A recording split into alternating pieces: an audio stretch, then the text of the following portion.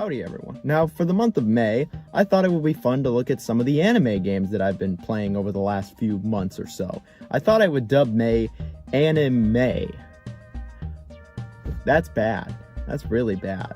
That sounded better in my head and probably gonna be in a cringe compilation now, but oh well, we're sticking with it, animay, where we're gonna look at some anime games for the month of May. And I thought, what better place to start than with Digimon Cybersleuth, released for the Nintendo Switch last October. Now, this Digimon Cybersleuth is the complete one, where it has both games. But today, we're just going to look at the bottom game here, the first Digimon story, Cybersleuth, not Hacker's Memory. That could be for another day. Now, Digimon, well, I remember Digimon, that's for sure. Now, I definitely fondly remember Digimon as a franchise. I remember seeing it as a kid, but I didn't really watch it too much. But one thing I always remember, definitely, that theme song. Digimon, digital monsters, Digimon are the champions. Digimon, digital monsters, Digimon are the champions. The theme song, yeah, it was great. I remember as a kid just thinking it was a Pokemon ripoff and nothing even more. It wasn't even until Cybersleuth that I really gave the series a chance, and I'm glad I gave Cybersleuth a chance. But maybe I'm getting ahead of myself, so let's take a step back and look at the story of Cybersleuth. So this game has its own Digimon canon, unrelated to any of the other games. It's new, it seems. The world you're in is actually quite interesting. Everything is super far in technology, like there's digital worlds people can hang out in, chat rooms can be walked around in, and it's all in virtual reality. It was definitely ahead of its time, for sure. You play as Takumi, or Amy, depending on your gender, a Japanese student living in Tokyo. You're hanging out in an online chat room with some friends? Randoms? I'm not even sure. Anyway, a hacker comes in and tells you that they have a wonderful surprise if they log into Eden, which is the main virtual world, and everyone logs into. Well, you and your two friends, or randoms, or whoever they are, decide to log in to find out about this surprise, and they end up in Kowloon, and not the walled city that's in Shenmue 2. No, this is a hacker-infested area of Eden, basically the shady area of the virtual world. After some introductions, the three team up to see what is going on. Like, what is going on? Well, while exploring, they meet a hacker named Yugo, who is in charge of a hacker team. He teaches your character what Digimon are and how to use them. Digital creatures that can be used for battle, but not slaves to their master like Pokemon. No, these creatures can talk and have a personality. After that, the trio get into a fight with a large creature, and all three just say, screw this, I'm gonna log out, which, why it took them this long to do that, I don't know. Well, your character gets hit by the monster when logging out and actually becomes corrupted, like when you turn off a game system while the game is saving corrupted. Only this is to your whole body. Well, you end up in the regular world of Tokyo only to find out you're a digitized entity. Well, you get picked up by this woman named Kyoko, who is a detective. She specializes in cybercrime stuff and has figured out that your real body has become a victim of Eden syndrome, which is where you get put into a coma by being online. Well, after getting some of your skin back, it's up to you to find out how to get your real body back and help Kyoko figure out about this mysterious Eden syndrome and really find out the mystery of the Digimon. That's all I'm going to say about the story for here. The story in Digimon Cybersleuth is actually quite good. If you couldn't tell, it's actually incredibly detailed and actually kind of deep. They really established the world for the game, and it's actually nice. There's a decent amount of characters in the game as well, and they all get their time to shine. I can say that the story presented in this game is way deeper than Pokemon has ever gotten. Legitimately ever. There is a lot of mystery presented in the game, especially at the beginning, and it's slowly unveiled to you as you go through the game. Being a detective is actually pretty different, and the way Digimon are presented in this game is great. They're characters also, and the story is about them as well. It's not all about the humans, just a majority of it. While there is a lot of intrigue at first, the story slowly reveals everything to the player, and there's actually multiple villains, and I did not expect that. I figured we'd have one defined antagonist, but we actually have multiple antagonists, which is nice. The characters were not all flat and one-dimensional either. They have personality and decent writing as well. They're not boring and generic, which is good because you talk to them a lot. A huge portion of the game really is about the story. You often find yourself in several minutes of dialogue and cutscenes because there's just so much going on here. And I will say towards the beginning of the game, there's a ton going on, and it can be a bit slow, but once you get about the halfway mark, and then towards the end it gets really crazy actually, and it was certainly one of the driving forces in the game. The story actually gets a bit dark and just kind of edgy, especially towards the end, which is something that I actually really appreciated, as they were clearly going for teenagers and adults with this game rather than targeting kids. They really knew that the kids that watched Digimon back in the day have grown up by now and want something more mature, and this game really brings that, and it's something I can, again, really appreciate. The story is not perfect, and if you played Digimon before, it's probably not going to blow you away, but I still think it was surprisingly good. I can say it is easily the best Digimon story ever. I don't think any of the other games even come close to this one, and if anybody thinks otherwise, please tell me in the comments. I'd love to hear it. But that's enough about the story. With that out of the way, how does Digimon Cybersleuth play? Well, it plays like a fairly standard JRPG. There's two main types of gameplay. A part where you run around in usually small environments, interacting with the world and characters and occasionally solving a puzzle, and then there's the battling. I think we should start with interacting with the world. You play as your character and you can run around these environments. There's a few locations in the game, some of it is in real life, but most of it is in the digital world. The camera's always fixed, you can zoom in and out, but that's it. You can talk to people, interact with the world, and perform a few unique hacker abilities. These can obviously only be performed in the digital world. These are really standard, like unlocking a firewall, which is literally a wall scan. Yeah, no, I guess that's funny. Okay. Moving information from one another, which the game calls copy and paste. That's hilarious. The puzzles in this game are really basic, though. We are talking like barely above elementary level. In fact, I'm hard pressed to even call them puzzles. Maybe at the very end of the game there is some that require even some thought, but a majority of the game, no. There really isn't that much to do. When you're running around these worlds, it's really just talking to people and solving these puzzles, air quotes. And it's nothing you haven't seen before in literally any other JRPG. At least the dungeons are decently designed, I will say that. There's even side quests where you get to do detective work, but these are pretty benign. No, the unique part comes from the Digimon themselves, whether it's getting into battle, training the Digimon, or digivolving them. So when you start the game, you're given a choice between 3 Digimon. This is your starter, I guess. After this, though, you learn the ways of getting new Digimon and the basics of Digimon battling. So let's get into them. So the battle system in this game is quite basic when compared to most JRPGs. On the right, you see a turn order depending on your speed, which is a stat in the game. It's turn-based as well, if you couldn't tell. You have a variety of actions to choose from. You can do a standard physical attack, which is just that. You can use items, which is where you use whatever items you've found throughout the game. You can defend, which is again just that. You can switch Digimon in and out because you can only have 3 out at a time. And you have the special moves, which is the most important part of the battle system. Here is where you see your Digimon list of moves. Most Digimon have a set of regular moves, and then they have a completely unique move to that Digimon, and it's usually their best move. These moves use SP, which, like health, does not regenerate. You need either items or a full restore to get it back. These moves are the main forms of attack and what do the most damage. You'll be using these more than anything else in the game. And that's the general battle system. As you can tell, it's about as basic as it gets, but there are some little wrinkles thrown in here and there. There are a variety of buffs and debuffs that can be applied, like lowering or raising defense and strength or accuracy, etc.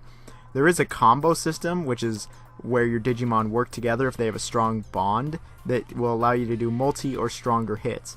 This is a little more unique, and then there's also type advantages in Digimon. This is rather basic and nowhere near as important as, say, Pokemon's, but it's here, where if you have a type that is strong to another type, you do more damage. 1.5 or 2 times, and very rarely 3 times the amount of damage. So that's useful, and knowing these types is very good on the hard difficulty.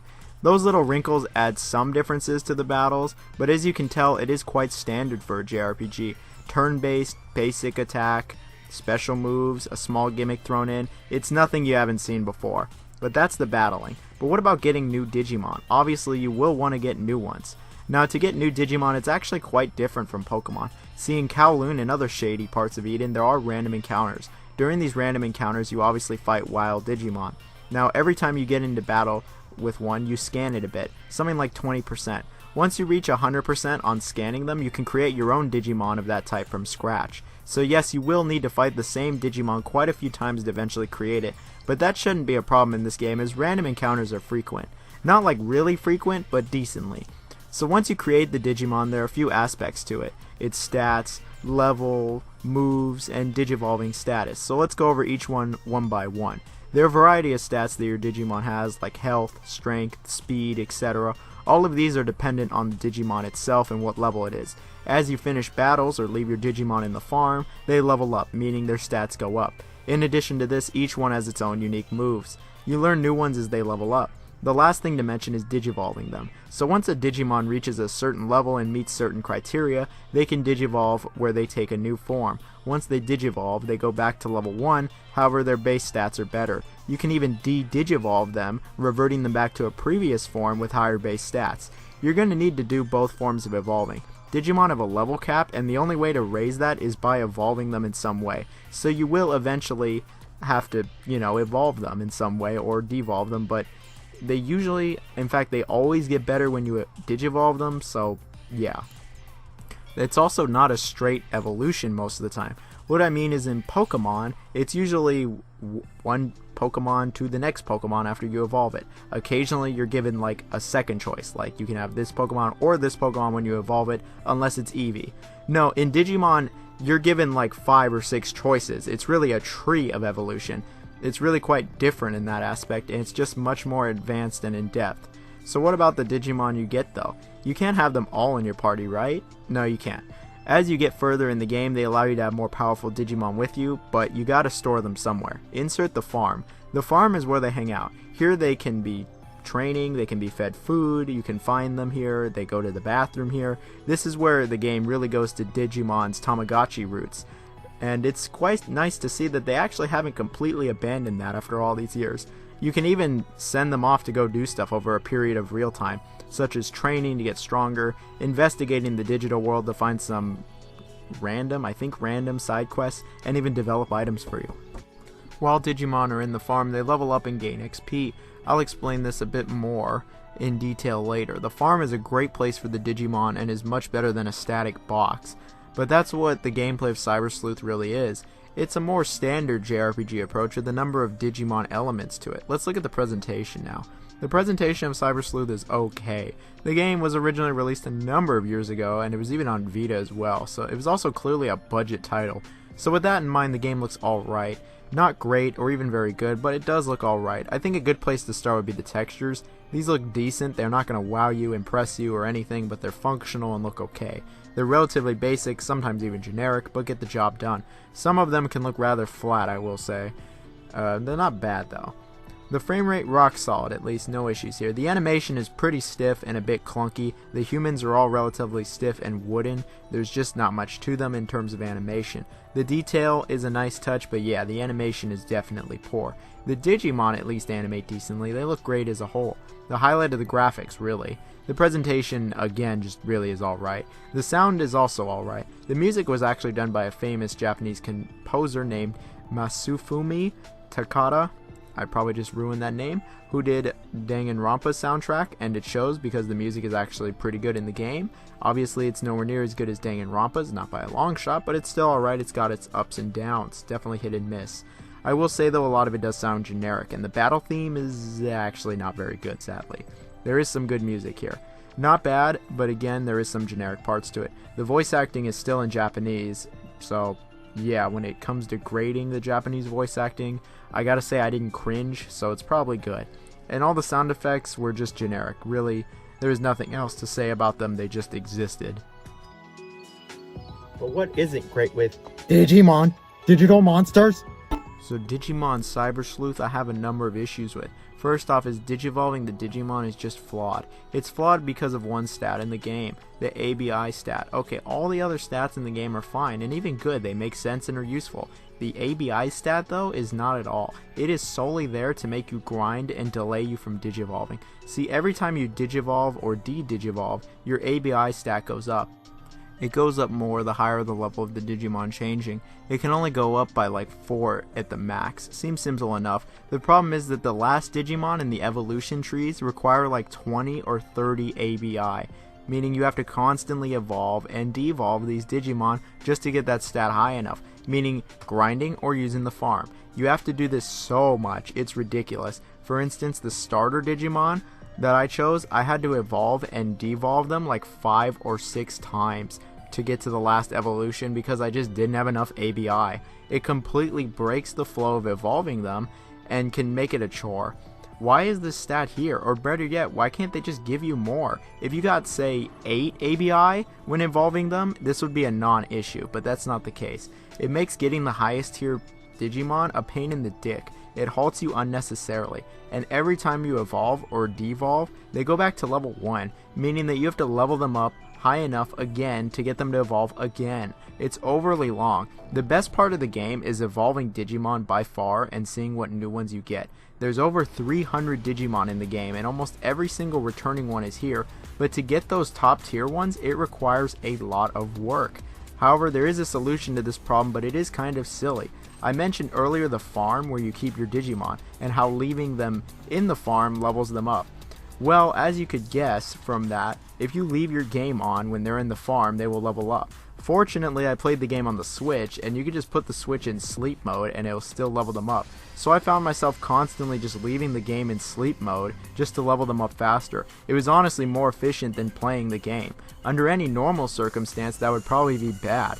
How it was literally more efficient to not play the game to level them up and grind, but with that horrible ABI stat, this didn't feel wrong at all. One thing it did do though is mess up my hours logged in on the game, and it said that it took me over 500 or 600 hours to beat the game now, when it realistically took me around 35 to 40 hours. But yes, leaving the game on or in sleep mode, it really is the best way to get your Digimon leveled up and evolve thanks to that terrible stat. That was just one flaw I had. My next issue is the pacing of the game. I brought up in the story part how the pacing is quite slow at the beginning, but from a gameplay standard, it's really slow in the beginning. Like, it can be agonizingly slow, just taking forever to get anywhere and just not being all that interesting. It made me just play through the game really slowly, as I could never play more than like an hour or two because I just wasn't really all that interested until I got to the second half of the game. Then I was able to put multiple hours in at a time because I was actually quite invested. But that first half of the game could be pretty rough. I think my last issue with the game is probably my biggest issue with it, which is the difficulty. This almost seems to go hand in hand with that ABI stat, it seems. The game is either way just too easy or too hard. The balancing of the difficulty is just all over the place. You can set between normal and hard. Normal is just a complete pushover. It is no challenge whatsoever. You could just turn on the auto battle and put the game down, and you'll be fine. I guess I forgot to mention there is an auto battle, but this thing is terrible and almost never chooses the best option. But on normal difficulty, you can get away with that. On hard, it's not even close. They will kick your dick in. See, on hard, the enemies get like 2 or 3 times as much health and do a little extra damage, which is just a bad way to balance difficulty. It makes battles go on way too long because you're doing just way too much damage to these enemies. You will run out of SP because of how many special attacks you have to hit enemies with. What it really requires more than anything else is a ton of grinding and evolving. Otherwise, you're just not going to be able to get through the game. However, on normal, it doesn't even matter. On normal, you don't even have to do any grinding or evolving, and you'll be just fine. But then the game is way too easy, and the battles honestly become a bit boring because they don't challenge you in the slightest. If you leave the game on or in sleep mode and level up Digimon in the farm, the game will just be an absolute cakewalk, just way too easy, and you will never be challenged once. But if you don't do that, then you will have basically no chance at getting the top tier Digimon because of all the grinding. However, on hard, you have to do that if you want even a chance to beat the enemies, and then it's almost like too hard. It's like a choice you have to make. Do you want the game to be stupidly easy, like one of the easiest JRPGs on the Switch? Or do you want it to be severely unbalanced, where you have to leave the game on constantly to make sure that your Digimon are a high enough level to make sure you do enough damage and have enough SP to actually defeat some of these enemies, specifically the bosses. These can go on for 10 plus minutes because they just have way too much health. There really needs to be just a difficulty that is in between normal and hard. I feel like that would be the sweet spot, where yes, there is a little bit of grinding that is needed, but not that much, and the enemies don't have that much extra health. It's just ridiculous. In the end, I would recommend playing the game on hard, since you're probably going to leave the game on anyway, or at least I assume you will if you want to have those last Digimon that are hella cool, and you're going to have the game on because of that awful ABI stat. The difficulty and the ABI stat like combine together to just make the game feel unbalanced and can seriously interrupt the pacing. It's easily the biggest issue with the game, and I think it's what holds it back from being truly great. Everything else is there to make this game a really solid budget JRPG. And while it is still a good game, I think it's ultimately held back and just could be better. My final, I guess, gripe with the game would be that it doesn't exactly do anything all that different for a battle system in a JRPG. There's really not a unique gimmick with the game. Sure, there's a little bit of flavor here, and then the Digimon themselves are a gimmick, but in terms of the battle system, it's nothing you haven't seen before. It's not bad, no, not by a long shot. It's just nothing really above the standard for what you come to expect. For a budget battle system, though, I guess it's fine. That's really a common theme with the game, is it just feels incredibly budget, like B level, which admittedly I actually like. Don't get me wrong, having my AAA level RPGs is great and all, but sometimes I like that B level RPG, where it's not indie, but it's not exactly mainstream either, and that's really what this game is. And if it's in that category, I gotta say it's actually one of the better ones I've played.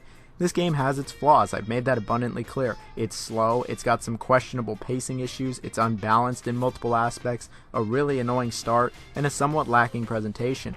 However, if you can look past that, you'll find a decently fun, solid JRPG. It tries to do a few things a little differently, and at the very least is different from Pokemon. In fact, I could go and say that this game has one thing going for it, and that is that it is much better than any Pokemon game released in probably the last 8 or so years. It's got a much better story, which is one of the driving points of the game, for sure. It's got a fun gameplay hook. The best part of the game is easily evolving and devolving the Digimon. Just seeing which new ones you get is a blast. Aside from that annoying stat, which, yeah, isn't the best, but making tons of different Digimon, it's a fun time. It was definitely my favorite part of the game. Okay, I feel like I'm getting wordy here, let's wrap it up. Overall, Digimon Cybersleuth is a decent RPG. While it does have some flaws, I think the flaws do not hold the game back completely, and it still ends up being a pretty good game. It won't be one of the best RPGs you've ever played, it won't even be great, but I think if you want something a little different and just kind of above average, this is definitely the game for you. If you remember Digimon from back in the day, I very much recommend you try this game, as it seems that while you the person have grown up, Digimon have also grown up, as this game is much darker and edgier. It's much better than any Pokemon game in the last number of years, for sure, so if you've been burned with Pokemon, really recommend this one, as this is like the only other monster capturing game that exists nowadays. And I guess if you like anime, yeah, you'll probably like this game a bit more. Digimon Digital Monsters is a pretty average, pretty B-level RPG, and if you liked it all what you saw, it's definitely worth checking out. It's a pretty average game overall, but again, it is still actually fun, and I did enjoy my time with it. It did take me quite a long time to finish the game though, since I didn't exactly marathon the game due to its slow start, but once I got to the end, it got really good. But overall, really solid game, and it's definitely better than what I expect. I think it's better than what most people who look at this would expect. They go like, oh, Digimon from like the 90s and just drop it and that's it. But no. It's better than that. Overall, if you like this video, if you like the game, tell me. Leave a comment.